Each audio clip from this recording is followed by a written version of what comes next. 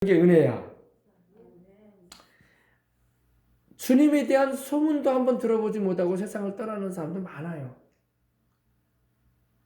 주님에 대한 소문이 뭐예요? 복음 전도예요, 복음 전도.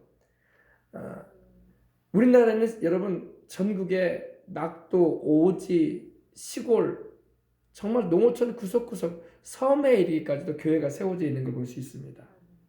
한참 우리 한국 교회가 부흥되어 가지고 교회를 세우는 운동이 일어났다고요. 지금 크고 작은 교회가 5만 개가 이상 전국에 세워져 있다고요. 복음을 접할 수 있는 기회가 많은 거예요. 할렐루야. 근데 여러분 복음을 접할 수 있는 기회를 얻지 못한 채 살다가 간 사람도 많아요. 지금 이 시대에 여러분 우리가 살고 있는 게 어떻게 보면 큰 축복이야. 복음을 접할 수 있는 세대에 우리가 살고 있다는 거. 조선시대나 고려시대나 여러분 고구려시대나 뭐 삼한시대나 뭐 고조선시대에 복음을 접할 수 있는 기회가 있겠습니까? 그죠? 이 시대에 이렇게 태어나서 예수님을 믿게 되었다는 것은 큰 은혜예요. 주님에 대한 소문도 한번 못 들어보고 세상 살다가 가신 분들이 얼마나 많냐고. 아니 믿을 수 있는 기회조차 얻지 못하고, 그죠? 그러나 우리는 믿을 수 있는 기회를 얼마든지 제공받는 시대야. 자기가 안 믿으니까 문제가 되는 거지, 그죠? 자신이 마음의 문을 열고 주님께로 안 나오니까 문제가 되는 거지. 주님에 대한 소문은 지금 얼마든지 들을 수 있는 그런 시대에 살고 있습니다. 근데 이 여자도 주님에 대한 소문을 들었던 거야. 그러니까 주님께로 나왔죠. 주님께 대한 소문도 못 들었다면 주님께로 나오겠어요? 못 나오겠어요? 그냥 딸만 붙잡고 아이고 이거사 네 인생 어떻게 되려고 이러냐 하면서 눈물만 펑펑 쏟고 있었을 거야. 어쩌자고 내가 너를 낳아가지고 네가 이런 꼴로 살아가는 모습을 보니 내 가슴이 찢어진다 하면서 탄식하고 괴로워하는 그런 인생을 살 수밖에 없었던 여인이었던 거예요. 그죠? 예. 딸은 딸대로 불쌍한 인생을 살고 그 엄마인 자기도 그 마음의 불안과 괴로움은 말로 일할 수가 없는 거예요. 예. 근데 우리 주님에 대한 소문을 듣게 되었던 겁니다. 그리고 우리 주님께서 자기가 살고 있는 동네에 오신다라는 소식을 접하게 된 거예요. 그래서 찾아 나온 거야. 아멘. 예. 근데 꼭 귀신 들렸다고 다 귀신 들린 자식을 뒀다고 해서 다 주님께로 또 나오는 건 또 아니야. 또 어지간히 또 인간적인 어떤 뭐 다른 거 의지할 만한 건덕지가 있는 사람은 또 주님 안 찾아요 또. 예. 귀신 들린 자식을 뒀다고 해서 다 주님을 찾아 나오는 건 아니거든. 그러니까 이렇게 찾아 나올 수 있도록 하나님이 은혜를 주신 거야. 예. 여러분 교회 나오는 것도 은혜예요. 예. 내가 교회 나왔지라고 생각할 수 있지만 내 아버지께서 오게 하지 아니하시면 아무라도 내게로 올 자가 없다고 우리 주님 그러셨어요. 예. 영생의 말씀, 구원의 말씀, 죄사함의 말씀, 천국의 말씀을 듣기 위해서 나온다는 것은 하나님이 불러내신 거야. 들으라고. 아멘. 그리고 은혜 입으라고. 아멘. 그렇습니다. 우리 주님께서 두로와 시돈 지방으로 이렇게, 두로와 시돈 지방은 지금의 레바논 지역인데 이방인의 땅이에요. 이방인의 땅. 이스라엘 땅은 아니에요. 그럼 왜 우리 주님께서 이 이방 지역으로 가셨느냐? 우리 주님은요 종종 피신을 하셨어. 피신이 뭐예요? 사람들이 워낙 주님을 찾는 사람이 많으니까 주님이 피하셨어. 그냥. 여러분 주님도 육신을 입고 있는 이상 사람이기 때문에 피곤함도 느끼고 주님도 말할 수 없는 스트레스도 있으셨어요. 아이고 하나님의 아들이시니까 안 피곤하지 않아요? 하나님의 아들이신데 뭐가 피곤하고 뭐가 스트레스가 있겠습니까? 아니에요. 그건 성경을 모르는 사람이 그래요. 하나님 말씀 자세히 들어도 우리 주님이 굉장히 슬퍼하기도 하셨고 괴로움을 호소하기도 하셨어요. 주님께서. 그리고 심지어 십자가를 지시기 전날 밤에는 심한 통곡과 눈물로 겟세마네 동산에서 하나님께 부르짖어 기도하셨어요. 마음이 편안하면 부르짖지 않잖아요. 주님도 마음에 큰 눌림이 있고 마음에 그 답답함이 있고 또 사랑하는 제자에게 배신도 당하시고 또 여러 가지 바쁜 일정 가운데 피로하시기도 하시고 지치셨던 거예요. 아멘. 여러분 우리 주님이 그런 걸 경험하지 않으셨다면 주님은 사람이 아니시지. 사람이시기 때문에 한 번은 주님께서 너무나 목이 마르시고 힘이 드시니까 사마리아 성의 우물가에 그냥 주저앉으셨어요. 그냥. 그 더운 시간에. 그리고 한 여인이 와서 물동이를 메고 오니까 나에게 물 좀 달라 그렇게 말씀하셨어요. 그죠? 목마르셨기 때문에. 아이고 뭐 하나님의 아들은 배도 안 고프고 목도 안 말라야 되는 거 아니냐고. 아니에요. 주님은 하나님의 아들이시지만 사람이 오셨잖아. 사람으로. 그러니까 완전한 사람으로서 인생들이 경험하는 걸 다 겪으신 거야. 아멘. 그래서 주님도 이 마음에 이 사람들로 인해서 주님은 큰 사랑을 가지고 사람들을 대하셨죠. 그러나 그 마음에 본인만 아시는 또 아버지 하나님만 아시는 제자들조차도 알 수 없는 그런 답답함이 있으셨고 또 마음에 상처도 있으셨고 또 짓눌리는 스트레스도 있었고 또 십자가를 지셔야 된다는 그런 부담감도 있으셨고 때로는 피곤하셔가지고 갈릴리 바다 배 위에서 고물에 누워가지고 주무셨다고요. 피곤하시니까. 더군다나 이 바리새인들이고 사두개인들이나 주님을 좋지 않게 여겼던 이들로부터 받는 스트레스도 있으셨고.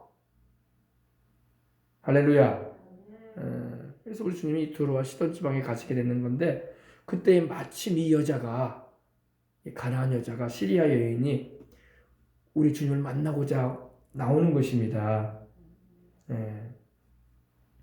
여러분은 스트레스 받으면 어떻게 풀어요? 마음이 막 복잡하고 참 신경 쓰여가지고 골치가 아프고 아이고 그냥 뭘 먹어도 소화도 안 되는 것 같고 그런 일이 있다고요. 사람이 스트레스가 있고 마음이 괴로우면요 음식을 먹어도 맛이 안 나. 그죠? 맛이 안 나요. 맛이 안 나.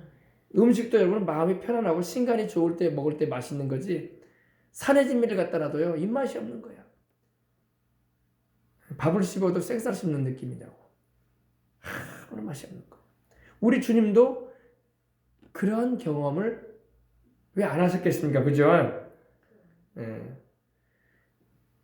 스트레스와 여러분 문제가 있으면 어떻게 해야 되겠습니까? 이렇게 교회 와야 돼. 하나님께 기도해서 맡겨야 돼. 아멘. 그냥 방구석에 있어가지고 아이고 머리 쌓여 누워가지고 아이고 진짜 죽지 못해 산다 이러면 안 된다고. 할렐루야. 우리 주님께 나와야 돼.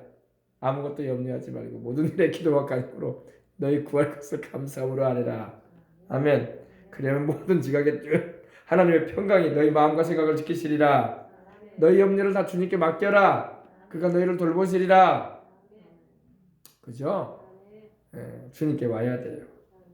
근데 안 믿는 사람들, 세상 사람들은 이 마음의 스트레스나 인생에 그런 힘든 일이 있게 되면요.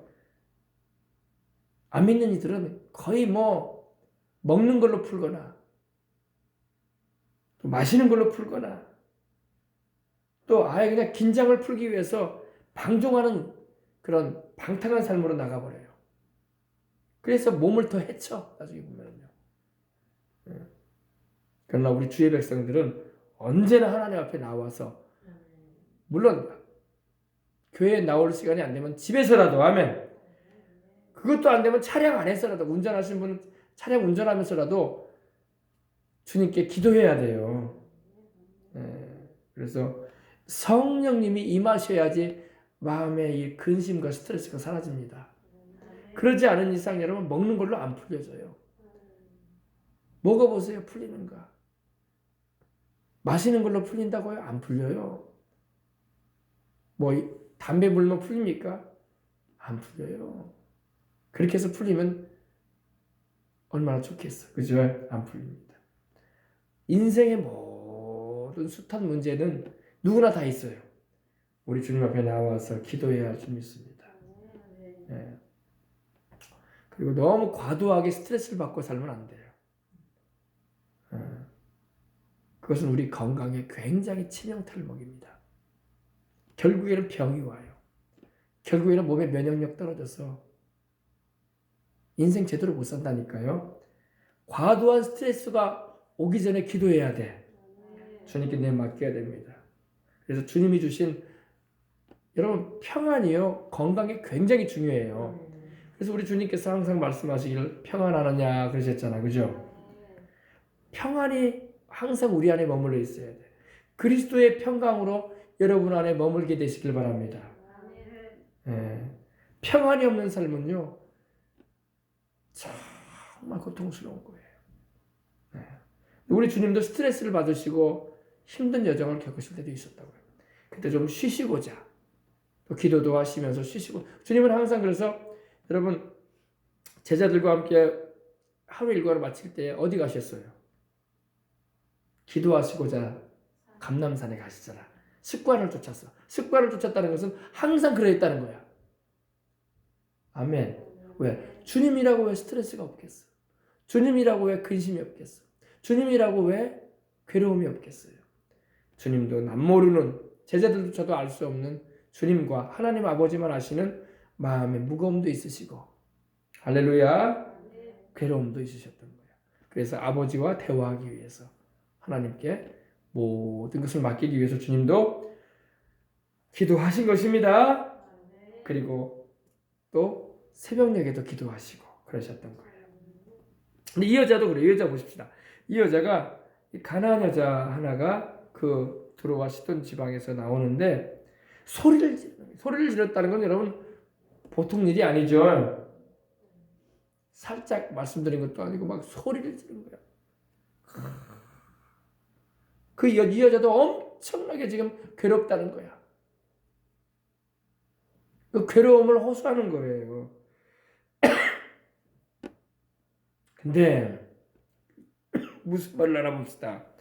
주 다윗의 자손이여 나를 불쌍히 여기소서. 아멘. 주 다윗의 자손이요. 근데 솔직히 이 가나안 여자는 다윗하고 별 관계없는 여자거든요. 이스라엘 여자도 아니고, 그죠? 이스라엘 백성도 아니고 다윗의 혈통도 아니고. 근데 말은 또 똑바로 하네. 주 다윗의 자손이요. 주님이요. 다윗의 자손이신 주님이요. 이 말이에요. 이 말은 여러분 이방인들이 하는 말이 아니라 유대인들이 하는 말이야. 왜? 메시아는 다윗의 자손으로 오시는데 이방인은 이렇게 외칠 자격이 미안하지만 없어요. 우리는 다윗하고 아무 관계가 없잖아요. 우리는 아브라함과도 별로 관계 없어요. 그죠? 우리는 이방인이기 때문에. 이 여자도 주 다윗의 자손이라고 부르기는 적절치가 않아요. 그런데 부릅니다. 주 다윗의 자손이여 나를 불쌍히 여기소서. 그러니까 그럼에도 불구하고 나 좀 불쌍히 여겨달라고. 아멘. 여러분 주님이 불쌍히 여겨줘야 돼. 주님이 불쌍히 여겨주시면 문제 해결이 일어나는 거예요. 나를 불쌍히 여기소서. 불쌍히 여기소서. 근데 이 여사는 말을 들어보니까 내 딸이 흉악하게 귀신이 들렸습니다. 근데 어지간히 귀신 들린 게 아니라 흉악하게.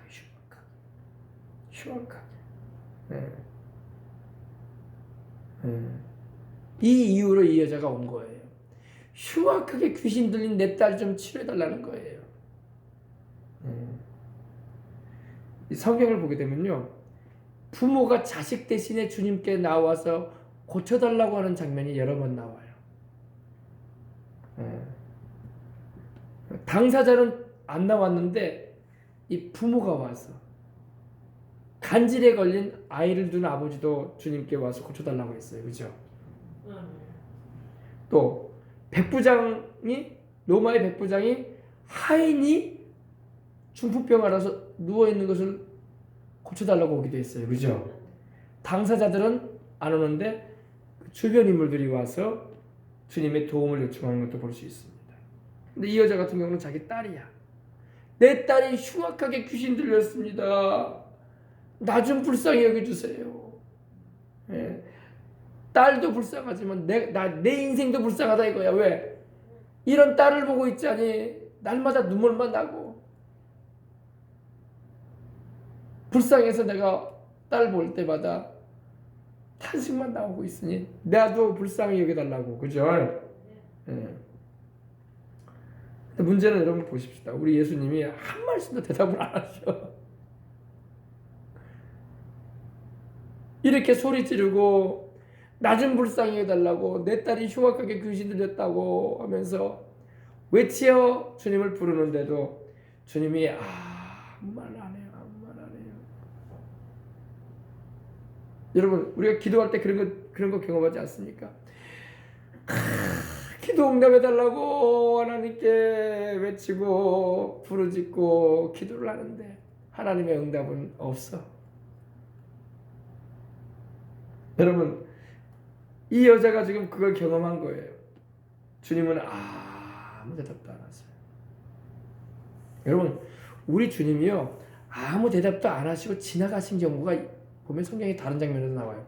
주님께서 여리고를 가시는데 디메오의 아들인 이 바디메오가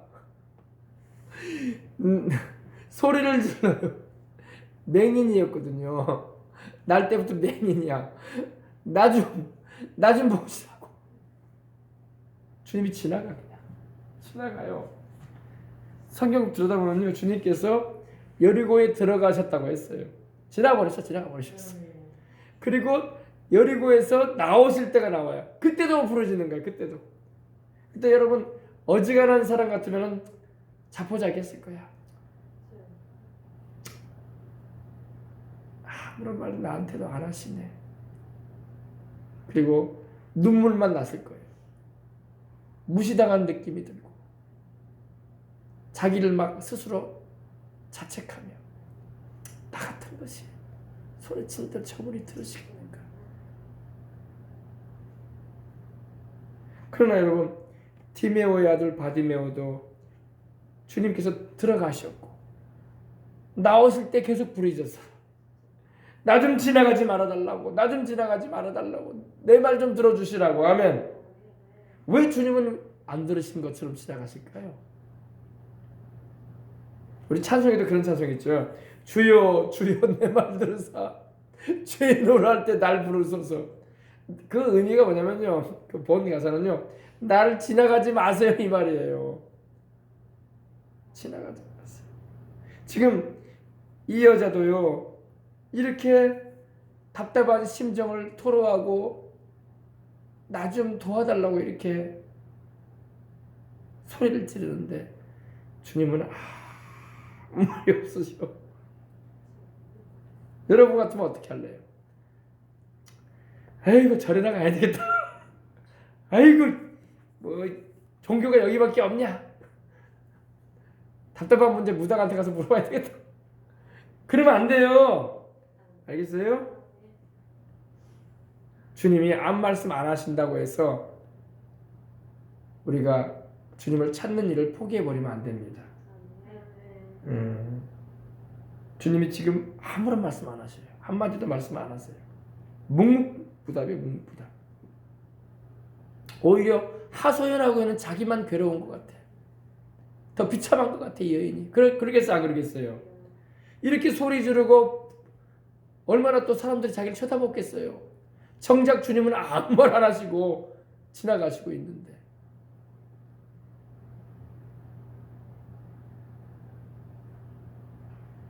근데 그러고 있는데 제자들이 와. 이 여자가 계속 이 말을 하는 거예요. 그러니까 한마디 하고 끝낸 게 아니야. 계속 그러는 거야. 나 좀 불쌍히 여겨주세요. 나 좀 불쌍히 여겨주세요. 내 딸의 유혹하게 귀신 들려가지고 내 인생이 고달프고 너무 괴롭습니다. 나 좀 불쌍히 여겨주세요. 자식을 둔 어미로서 너무나 인생이 괴롭습니다 하면서 계속 말을 했던 거야. 제자들은 그 얘기를 듣고 민망스러운 거야. 근데 실제 우리 주님은 아무 말도 안 하고 그냥 가시고 계시고, 제자들은 그 얘기를, 그런 소리 지르는 여인의 그 얘기를 들으니까 한편으로는 또 마음이 불쌍해. 근데 우리 주님은 아무 말도 안 하고 그냥 가시는 거야. 제자들이 뭘 해주겠어요, 그죠? 그러니까 주님께로 와가지고 제자들이 말씀을 드리는 겁니다. 아유, 주님, 저 여자가 우리 뒤에서 우리를 소리를 지릅니다. 소리를 지릅니다. 그러면서 보내소서 이렇게 말합니다. 보내소서. 보내라는 말은 뭐냐면요, 돌려보내라는 말이 아니라 고쳐주라는 말이에요. 주님 고쳐주세요. 고쳐주셔서 보내십시오. 주님 말씀 한마디면 되지 않습니까? 주님께서 말씀 한마디만 하면 다 낫지 않습니까? 왜 한 말씀 안 하십니까? 다른 때는 말씀 잘 하시더니, 아니 이 여자는 왜 한 말씀도 안 하시고 그냥 이렇게 소리 지르게 냅둡니까? 그러는 거예요.